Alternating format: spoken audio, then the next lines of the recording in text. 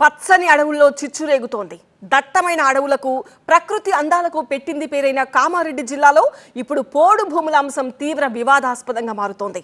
పోడు వ్యవసాయం తమ సామాజిక అవసరమని ఆ ప్రాంత గిరిజనులు అంటుంటే అటవీ సంపదే భావితరాల ఆస్తులు అని ఫారెస్ట్ అధికారులు తేల్చి చెబుతున్నారు. వెరసి అటవీ శాఖ అధికారులకు గిరిజనులకు మధ్య వివాదం రోజుకు ముదురుతోంది. అసలు ఆ అటవీ భూముల్లో ఏం జరుగుతోంది?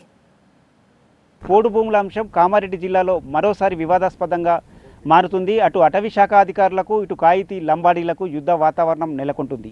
దీనిపై శాశ్వత పరిష్కారం ఏమిటి, అధికారులు ఏం చెప్తున్నారు, కాయితీ లంబాడీలు ఏమంటున్నారు, ఈ గ్రౌండ్ రిపోర్ట్లో తెలుసుకుందాం. కామారెడ్డి జిల్లా గాంధార మండలం దట్టమైన అటవీ సంపదకు పెట్టింది పేరు. గిరిజన ఆవాసాలకు కేర్ ఆఫ్ అడ్రస్.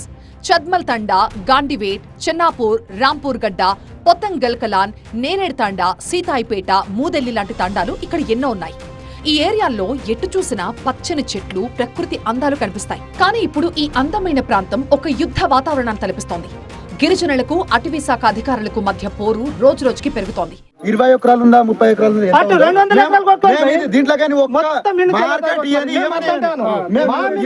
1974లో మొదటిసారి ప్రభుత్వం ఇక్కడి గిరిజనులకి పోడు పట్టాలిచ్చింది. ఆ తర్వాత గత బీఆర్ఎస్ ప్రభుత్వ హయాంలోనూ కొంతమందిని లబ్ధిదారులుగా గుర్తించి పట్టాలందించారు. ముఖ్యంగా 2022లో గాంధారి మండలంలోని తాండాల్లో సర్వే నిర్వహించి లబ్ధిదారుల్ని గుర్తించి అధికారిక పత్రాలు కూడా ఇచ్చారు.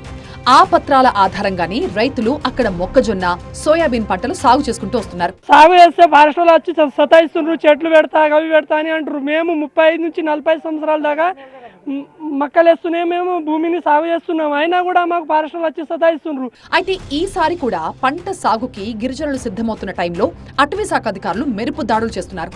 రైతులు వేసిన పంటలని ధ్వంసం చేయడంతో పాటు ట్రాక్టర్లు, యంత్రాలని స్వాధీనం చేసుకుంటున్నారు. దీంతో ఇరు వర్గాల మధ్య తరచుగా ఘర్షణలు తలెత్తుతున్నాయి.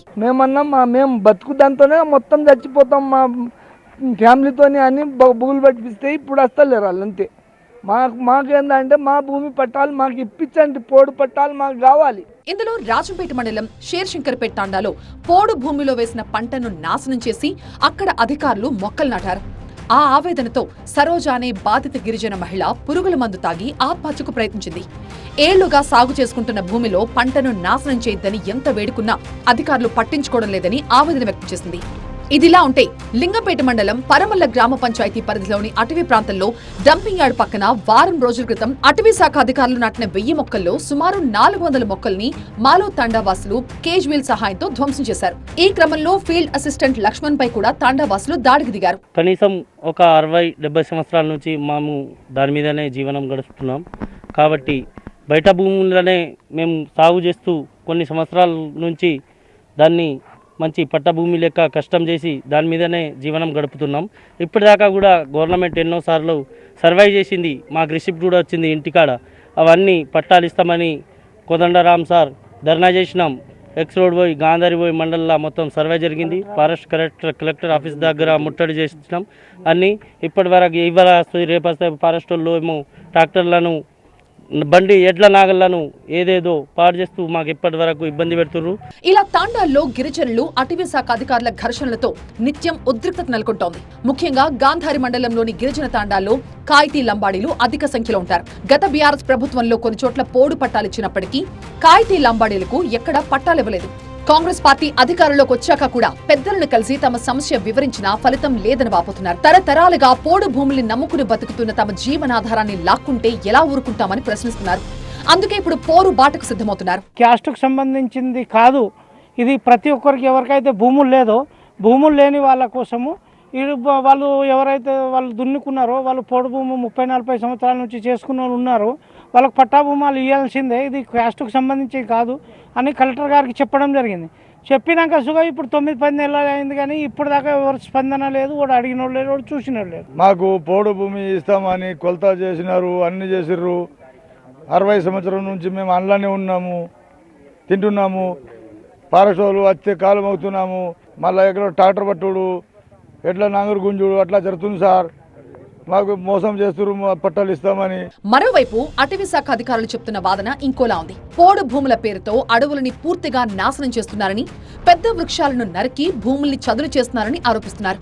కేవలం 3 ఏళ్ల కాలంలోనే జిల్లాలో దాదాపు 400 చోట్ల అటవీ భూములు అన్యాక్రాంతమైనట్లు శాటిలైట్ చిత్రాల ద్వారా గుర్తించామంటున్నారు.